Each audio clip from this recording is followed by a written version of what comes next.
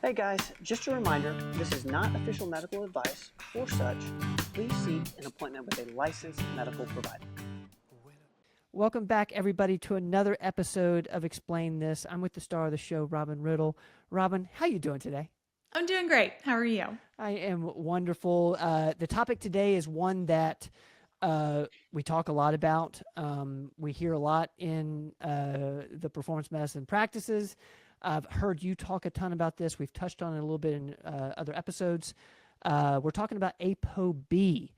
And because most of our topics go over my head, I have no clue. So what in the world is ApoB? That's what I'm here for. So today I'm going to give you your complete guide to ApoB, also known as alpha-lipoprotein B. Okay. So ApoB for short, it's the main protein that we find on all atherogenic particles of cholesterol. So this is your LDL, your VLDL, your IDL, and your LP little a. Okay. So the best way that I can explain this is think about ApoB as like the license plate that goes on a car. Okay?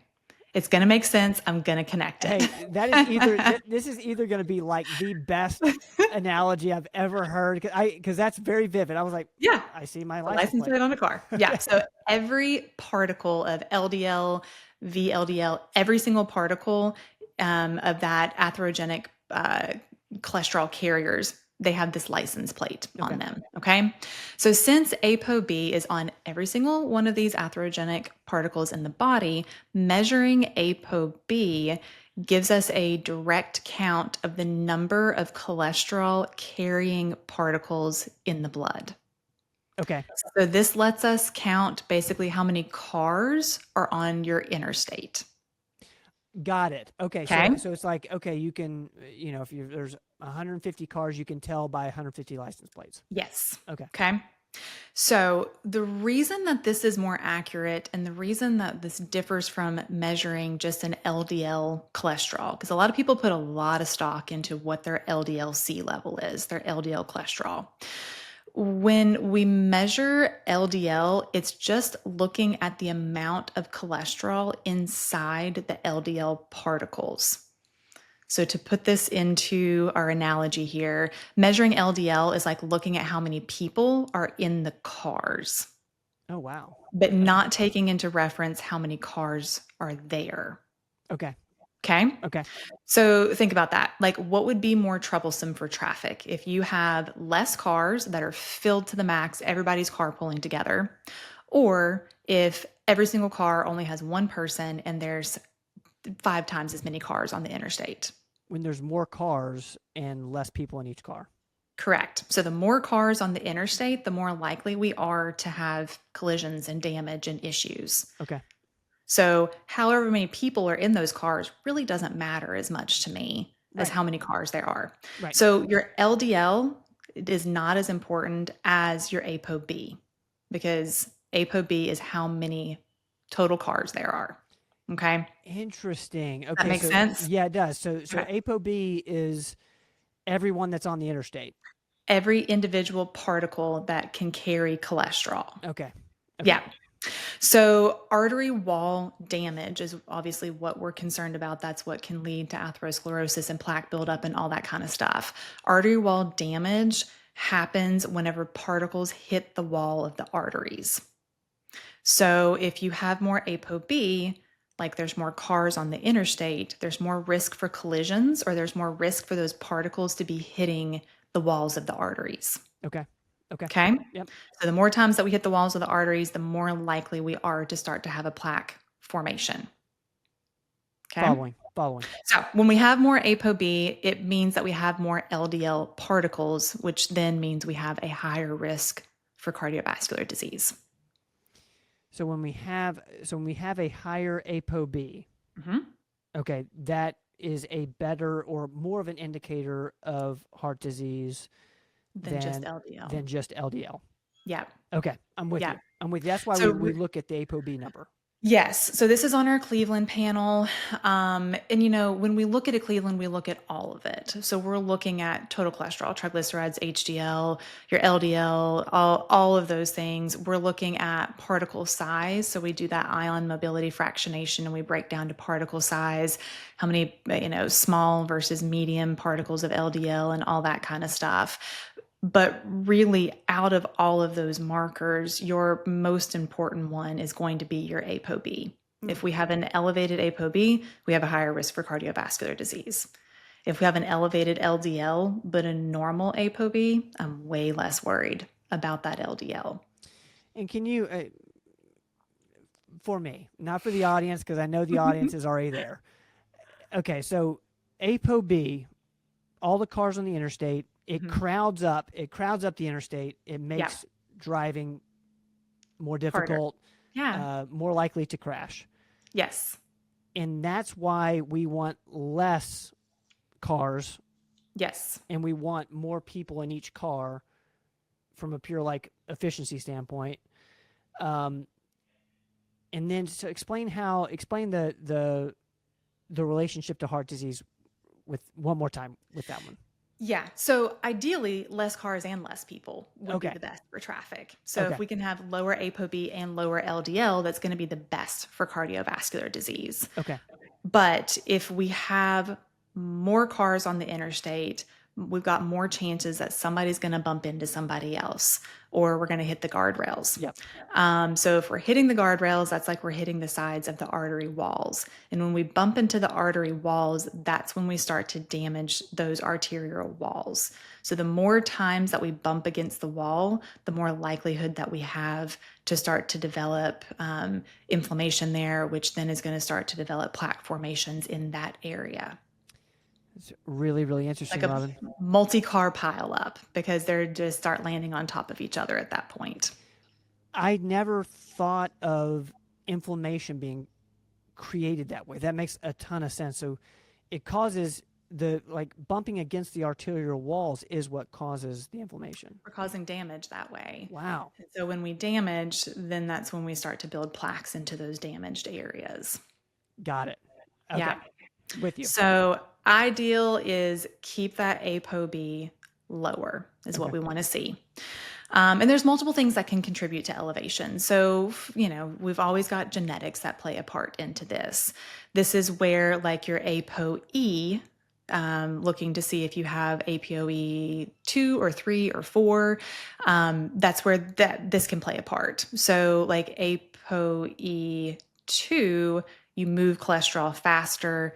ApoE 4, you hold on to more cholesterol. It's much slower, clogs up, again, those interstates more. So genetics play a part into this. We can't change our genetics, but you've got nature versus nurture. So we can change everything else that we're doing that is contributing to those causes. Got it. So diet and lifestyle is a massive contributing factor. And this is the part where we usually are honing in for people. So really high intake of saturated fats, like those found in fried foods, especially fatty meats and full fat dairy also can increase ApoB. So this is something to monitor really closely if you are doing the carnivore diet. So I'm not coming for carnivore. I'm a big fan of it for a lot of people because when you look at it, for most people, it lowers inflammation, lowers insulin resistance. We see significant improvements. But a carnivore style diet is a high intake of saturated fats, and saturated fats are known to increase ApoB. So it's a place that we just need to be aware, at least. When I see people go on carnivore diet, I see cholesterol levels go up. If just your LDL goes up and ApoB stays okay, I'm okay with it. But if it's raising everything and we're seeing inflammation go up along with all of this, might not be the right diet for you. Interesting. So monitoring this and really getting accurate beyond just a total cholesterol or an LDL level can really help to guide treatment there. Okay, I'm with you. Also high intake of refined carbohydrates and sugars. This is oftentimes a huge culprit that we're seeing. Traditional American diet is set to be about 50% carbohydrate intake every day. And that's definitely not the way that I like to recommend patients to eat. So not only do traditional Americans eat a lot of carbs, but they're eating a lot of these refined processed carbohydrates. So huge risk factor for increasing that ApoB, which then leads to excess weight, which is another risk factor. So if we're overweight, especially with excess belly fat, that's going to be a risk factor. High alcohol intake can actually increase ApoB as well. Low fiber intake. So those are all lifestyle type things that are known to increase ApoB. Metabolic and hormone changes can contribute as well. So insulin resistance, again, I talked about triglycerides. If we've got high ApoB and high triglycerides, we're looking more at an insulin resistance picture. Address the insulin resistance, the ApoB should come down. Hypothyroidism can affect this. Menopause, everything gets worse with menopause. That's why we treat it. So as we start to lose those hormones going through menopause, it actually will see a shift up in cholesterol levels and specifically in ApoB. Can I ask you real quick? Because one, again, I'm going to look like a complete idiot here. Nope. But man, the ApoB seems very important. It is. Like in my head, I'm like, okay, I know Robin looks, heavily into hormones, when looking at a Cleveland. Is the ApoB like one of those things that you're like, okay, that's one of the bigger things I'm looking at on somebody's Cleveland heart panel? Or yeah, and I mean, of course, taking it into consideration with how everything else in that first section looks. So the first section of the Cleveland is looking at inflammation, cholesterol, ApoB, Lp(a). That's the first big section that we look at. So you take all of it into consideration, but studies have shown that elevated ApoB is a better predictor for risks than elevated LDL. Wow. So your risks like heart attack, stroke, peripheral artery disease, plaque buildup, ApoB is a better indicator, a better predictor for those than your LDL levels are. And is what happening in a more traditional practice? Are they mainly looking at the LDL number and not take anything else into consideration? Okay. Yeah. Okay. Yeah. I actually had a patient tell me the other day that he went to his primary care. His total cholesterol was like 180, normal, very normal. And they only ran a standard lipid panel. HDL levels were 50, which is normal for a man. We'd always like to see those higher, but within normal. And his LDL level was 103. Oh, we want it to be less than 100. His was 103. And they talked about starting him on a statin. That's crazy. And yeah. And that's no conversation. Yeah. No conversation about lifestyle, no further deep dive, no ApoB, like nothing else. Your LDL is 3 points elevated. Let's put you on a medication to lower that. With all the side effects that come along with all with the side it. effects. Yeah, man. Goodness. So not the way that we address things. Yeah. But yeah, so to reiterate, ApoB is so important because it is a higher risk for plaque formation. So when I describe it to people, sometimes I'll also describe it as like that high ApoB, like you have more like sticky cholesterol. So the more ApoB we have, the more opportunities we have that we're going to hit those arterial walls, get stuck there. Then the LDL can penetrate the artery walls. We get that inflammation, we get plaque formation. Okay. So it's kind of, it starts this, cascading process. But it is a very high risk.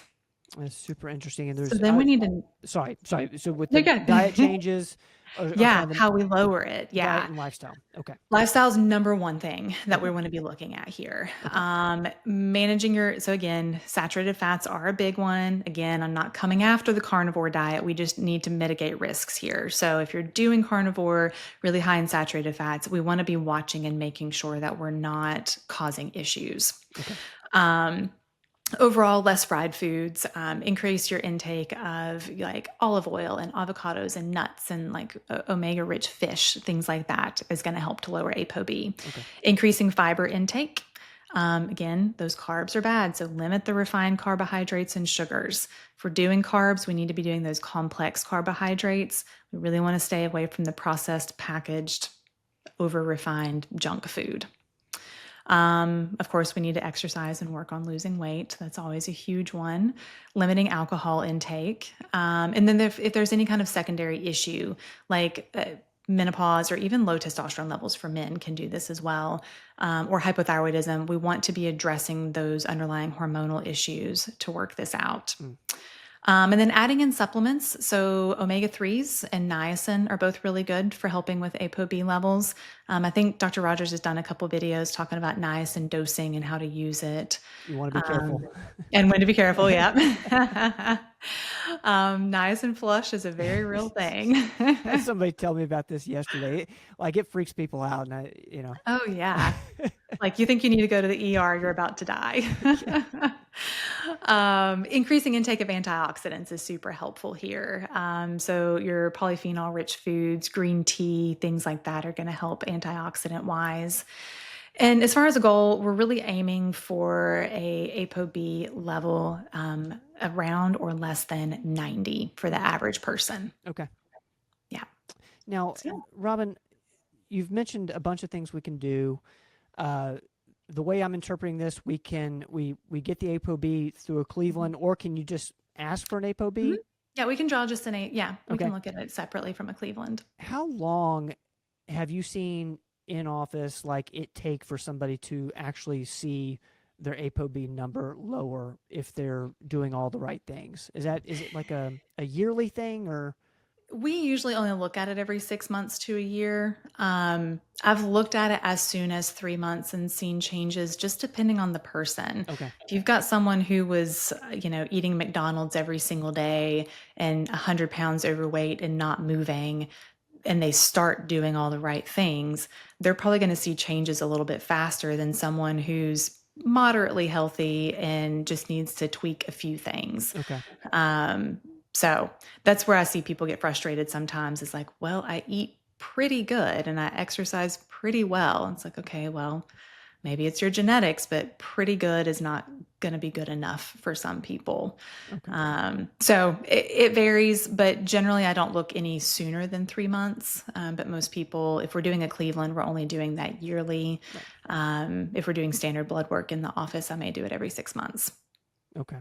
And with an elevated ApoB, a lot of times I'm going to also recommend getting a CT calcium score so we can see if we've started to set up some issues cardiovascularly, because that'll change how we intervene as well. Okay. Super interesting, guys. Take ApoB seriously. That's what I learned here, Robin. Take this one seriously. That's really cool. That's a good number to know. Less than 90? Less than 90. Okay. Robin, is that Explain This episode? It is. All right. You name it. Robin explains it. Guys, thank y'all for joining us on this episode of Explain This. We'll see you guys next time. Don't go away.